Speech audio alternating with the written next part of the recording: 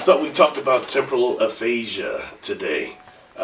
Just getting over a cold, but the responses I got from the last video was really incredible. So I thought we'd just talk about temporal aphasia, what it is and what it means in the contact experience.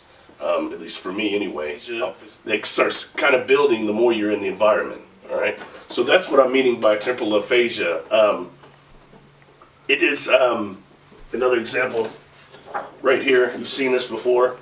There's a mist that starts coming around, okay? That's all in each one of these rooms. The mist is very hard to breathe. To me, it smelled a lot more like a nitrogen or something like that, okay? And that's added with the fact that the rooms themselves in this dimension move around you, all right? A lot of these things I've already showed you. But when I wanted to go into one of these rooms, I get too close to one of the window things, I look, and boom, I'm in that room. And it was like instantaneous. And several of the rooms there, never did I have to really walk to them. They seemed to come to me. That is another thing. So this takes us into a whole nother deal when it comes to interspatial geometry, which I know nothing about, but there's somebody listening that does, okay, and temporal engineering.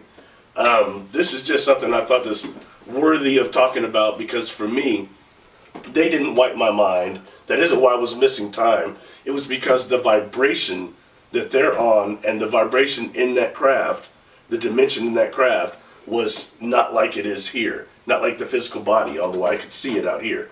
It's not the same, okay? So that caused a certain type of debilitating aphasia, and they're the ones that told me, gave me the name temporal aphasia. They said that it was caused by temporal distortment, okay? That's them talking, not me. Sorry, I did not the one that made the rules. I just observed them.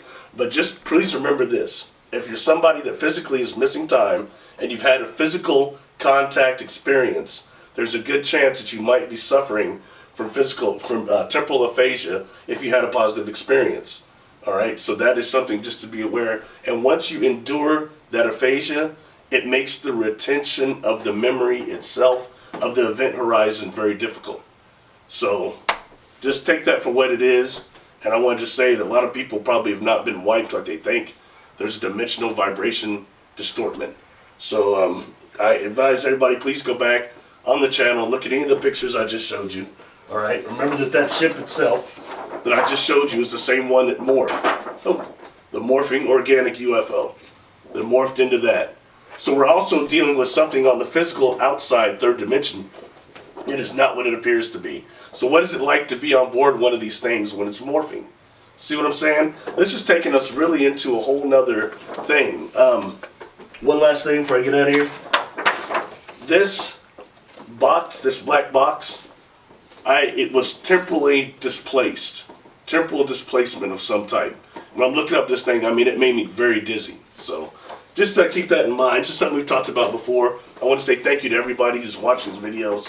I was kind of not going to do them anymore, but I guess spirit and people wanted different, so I appreciate you all. Thank you. Please subscribe. Thank you, my friend Pre-C, for doing this.